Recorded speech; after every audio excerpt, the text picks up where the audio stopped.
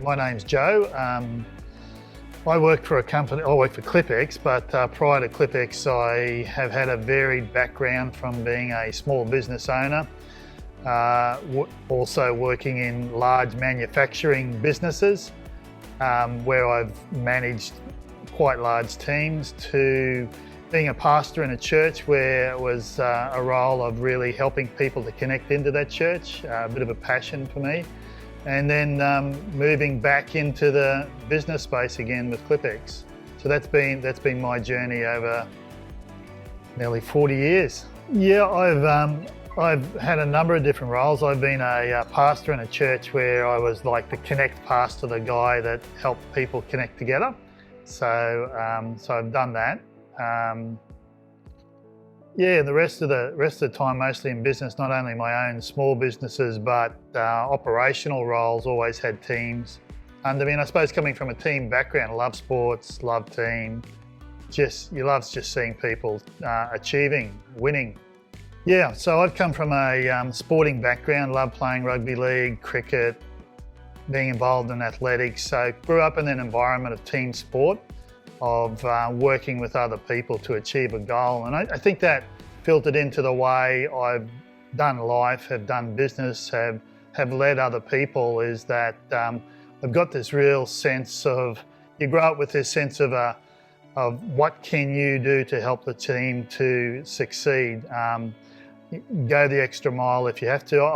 I know as an individual, as a person, one of the things that really always tugs at my heartstrings, or about the only time that I really tear up, is when I see someone really achieving something, especially for me it has been in the sporting field, when I see a performance of someone who's put a lot of time, a lot of effort into trying to achieve a goal and they actually succeed. For me that just, they're the times suddenly a bit of a tear wells up and I have to pretend it isn't there, because we blokes aren't supposed to be that way, but that's what they're the moments. Okay, so Clipex is in Australia. We have 9 different branches. We have a major warehouse within Brisbane. We probably have about 63 staff across Australia in varied places, as I said, such as Brisbane and Rockhampton, Roma, Tamworth, Goulburn, Wagga, Albury, Hamilton, Perth, right across the spectrum, a lot into those agricultural areas, where the real Aussies live, the real down-to-earth farmers, agricultural types. So that's our space, that's where we operate. We also have our own manufacturing, wholly Australian-owned manufacturing plant over in China. We're probably about 250 employees over there. Ashley Olsen, who is our founder, has spent the last nearly 12 years over in that plant in China to build it from the bottom up, put everything in place in there to build that factory. We also have a business over in Uruguay, over in South America. It's our expansion into South America. We probably have about 4 staff over there, but they're going well. And then we're also in Ireland, which gives us access into Europe. They're globally where we are at the moment. We have a massive expansion plan. We do want to change the way farming is done across the globe, not just in those areas, but we have to grow in a manageable way. So when around people, I love to see people have that opportunity to perform at the highest level that they possibly can too, and to overcome any obstacles that are in the way. So I am the Director of People Performance and Culture within Clipex. Clipex is an innovative company. We're a company that design, manufacture, sell, install fencing product and stockyards across in the agricultural space within Australia and within overseas countries such as Uruguay and Ireland. We have a manufacturing plant over in China, which is solely Australian-owned manufacturing plant, so we have a lot of people over there as well that we look out for. So the Olsen family, which own the business, are a very innovative bunch of guys. They continue to look for ways to lift the burdens from farmers, not only here in Australia but across the world. There's a real passion to change the world, especially in the farming practice, to make things safer, to give back farmers more time so they have time for their families, so they have time for life, but to especially create a really safe space for them, because there is a lot of injuries that occur within the farming space when you're dealing with cattle, with beasts that are big. If you're in a position where they can pin you up against a panel, a wall, or stomp on you, they're trying to create an environment where that does not happen anymore. So they're wishing to lift, we are wishing to lift the burdens from farmers. That's our drive, that's our vision, that's why we're innovative, that's why we continue to really want to care for our farmers, not only here, as I said, not only here in Australia, but across the world. So I first met John in the beginning of 2019 in January, where we brought all our team across Australia together at the beginning of our year to have a conference, and Ned Olsen, who is part of the Olsen family, had already met with or knew about John, and John had some connection with Ned from a coaching space. And John came in at that time to facilitate our conference, and it was going to be a different conference, because it wasn't just going to be about our KPIs and our goals that we needed to meet from that perspective. But John started to introduce concepts that are within the Thrive coaching space right there and then. We talked about above the line and below the line conversations. We talked about those types of things, and challenges to integrity, and so it's just a different style of conference, but it was a really encouraging conference to have people start to think about the way that we were going to grow as a business, not just was by how many panels we sold or how many fence posts we sold, but by we as a group of people becoming more capable to perform at a level because we've grown on the inside. So it was just a change there. So John also at that stage introduced to the leadership team the being profile, which we sat down for the first time. I think it was over our Christmas break, we all got to do the being profile for the first time. And John opened that up to us on the first day of that conference to the leadership team. So that's where I first met John. And from that point on, John has continued to have a relationship within the business, coaching and providing insight to the whole business, but also individually. I know he's kept a coaching space with some of the Olsen family as well. Always been willing to give advice, to help us see things from a different perspective. Have been with us through some of our tougher crises where we've needed some advice, we've needed someone to help us to just focus on things a little differently. As you can imagine in business, bottom line sometimes takes over control of all your thinking. John is able to redirect us to think not only about that bottom line, but how people are the context, or they're the ones that help us to deliver what the requirements or the bottom line to the business. So how we look after each other, how we care for each other. So John has been a part of the business ever since, and my own relationship has developed as I've moved more into that, looking at the profile and looking how the profile can assist us from a recruitment aspect. And then also from there, as we've now moved into how we can coach and give opportunity for our leadership team to really look at their ways of being, and then how they can, as individuals, grow and be the best version of themselves. Yeah, I think that conference was an eye-opener for a lot of people.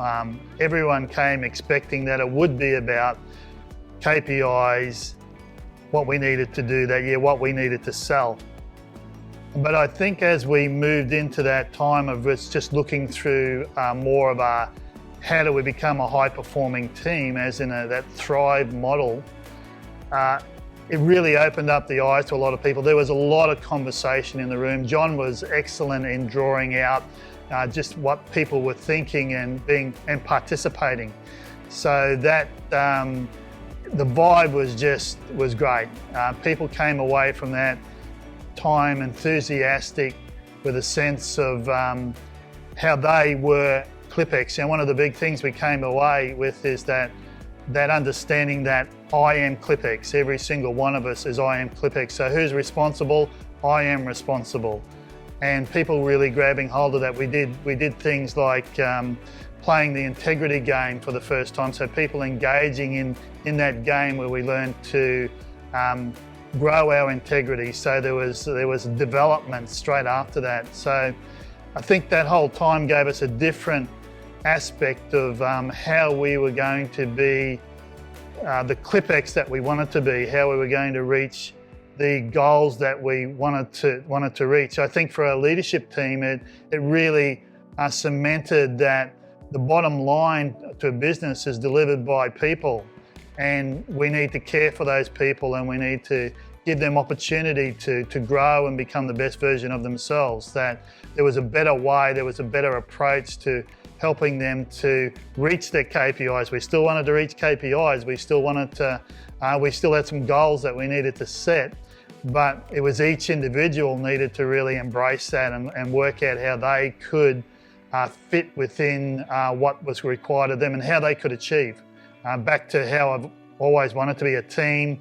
We all have to pitch in. We have to all know what is our place within that team and be able to do the thing that I must do. I don't need to be worried about the person so much to the left or the right of me, because I trust them. I have confidence in them. They're part of my team, but I need to know how I can be responsible myself in what I'm meant to do. Okay, so we knew John Smallwood primarily from a coaching background, and also because he has been highly successful in the business space himself. He's been a CEO in numerous businesses. So not only could he talk into the coaching space from an individual context, from the individual people and how they would perform and how they would coach them to become better, but he could really add real value into the business conversation, because he understood the business conversation. He understood what we would be attempting to accomplish. So John had that credibility behind him to be able to help us in that area. So it was like, so what you knew when he spoke, when he pointed out things to you, that it came from a person who'd been successful himself. So when I sat down to do the questions on the being profile for the first time, I can remember the conversation was just answer them as they come out. Don't think too much about them, just be honest and just be upfront. So I can remember I did it on my Christmas holiday, my annual break, because we were doing the profile prior to coming into our conference. And I sat down, I was watching Test match cricket actually at the time. And I started to, while I was watching the cricket, I was answering the profile questions so that I would answer them exactly as it appeared to me at the time, rather than trying to think it through or trying to think through what's the type of answer that someone's expecting. I've done over times, you've done a lot of profiles and a lot of things like that. And I suppose there was a sense I just wanted to be honest and see where it would come out.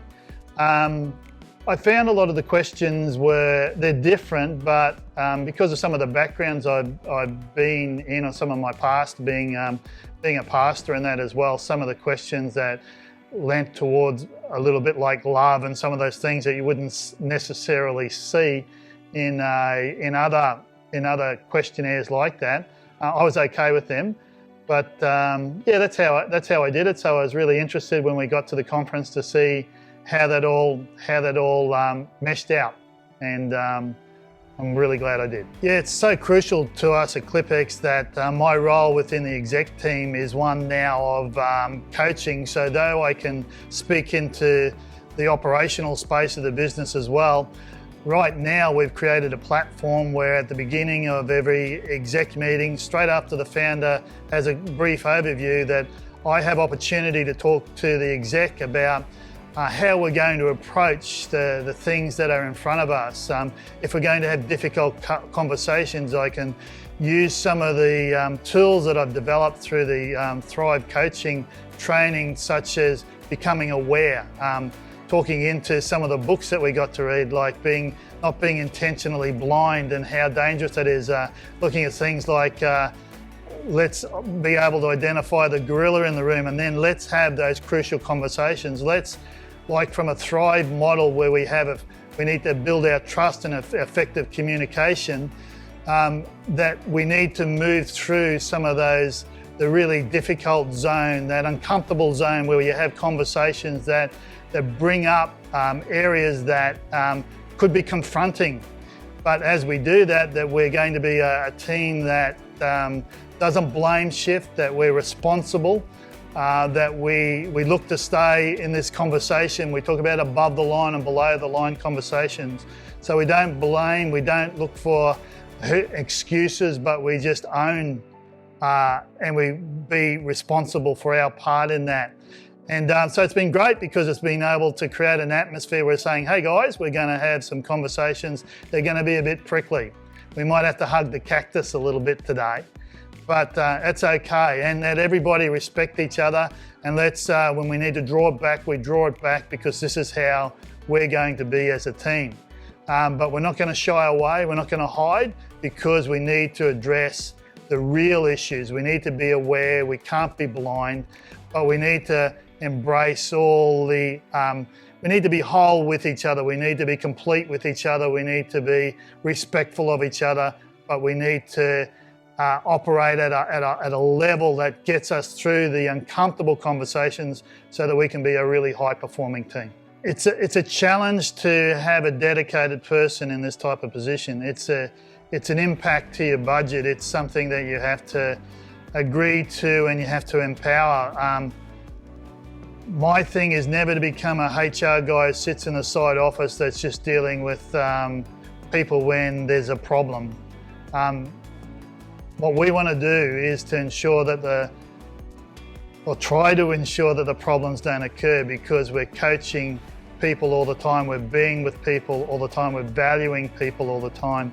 But it costs. It means that you've got to put that into your budget line. You've got to say that this is important to us, and we're going to equip someone to be that person within our business. We're going to give them the space to be able to operate in that role within the business. We're going to be vulnerable.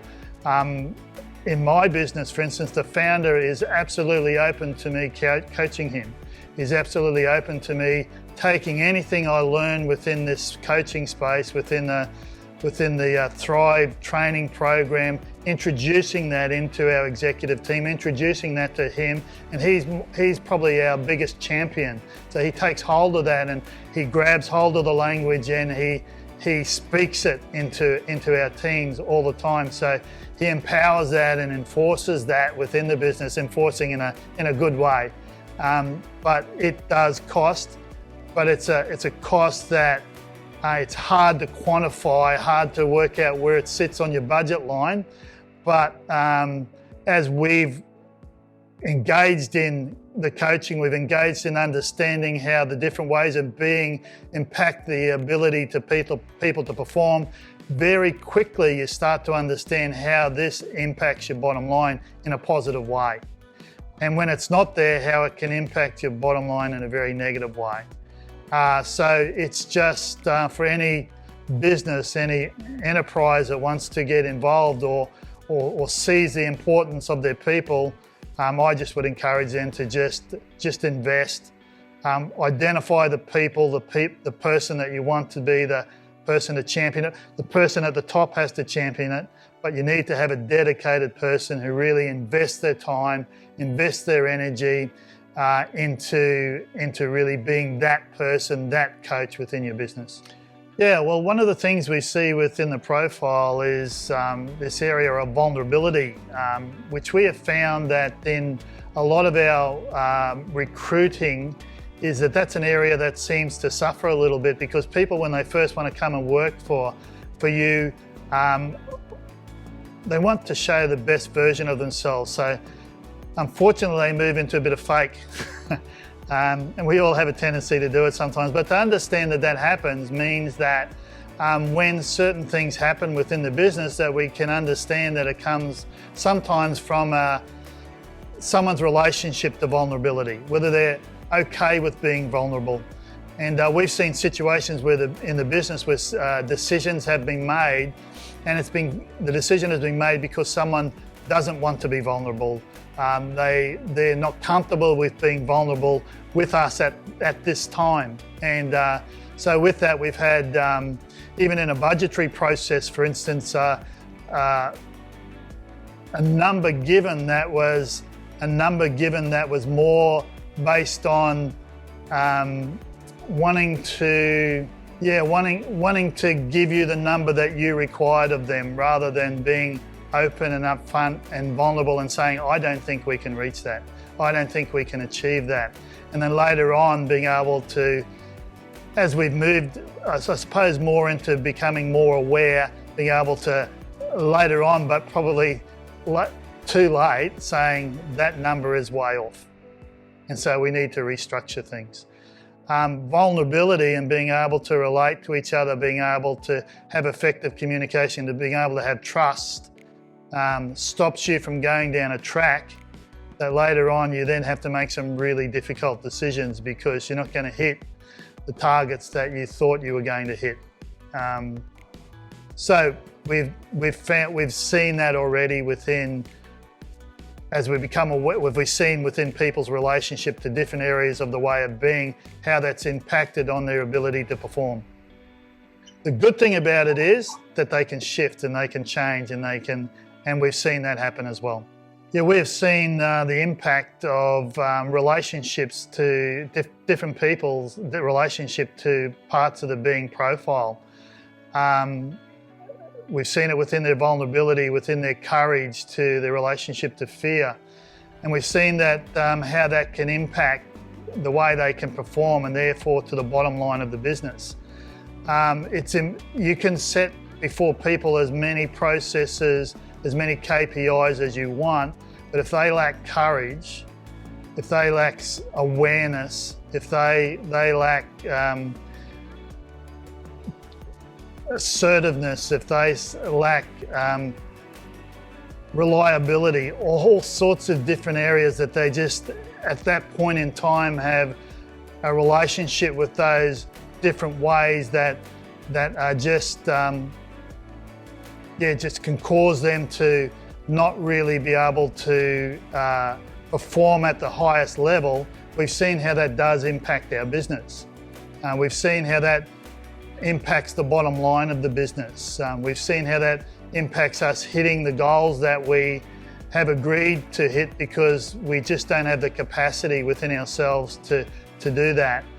And it doesn't have anything to do with the product or the commodity or the process as such. It has to do with who we are, our way of being, and our capacity to be able to perform at the highest level. The Thrive Coach training is a 13-week program. Every Friday evening, we spend some time together with other coaches.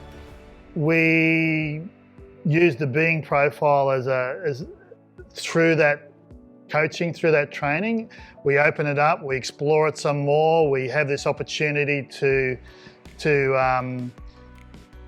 with each other, is just explore the different ways of being and having coaching conversations with each other.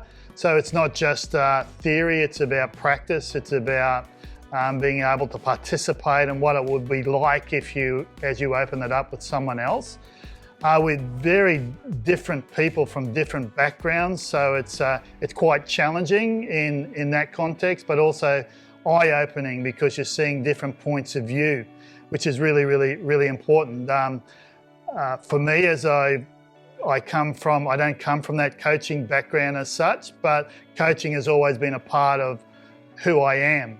So it's just exploring that and giving some, probably a real basis to what's been happening inside me for a long time, and why I have a passion to see people become the best version of themselves, and giving it some real a real base to really work from. And so it's been, for me, life-changing for myself. It's changed me personally, but it has been changing our team as well.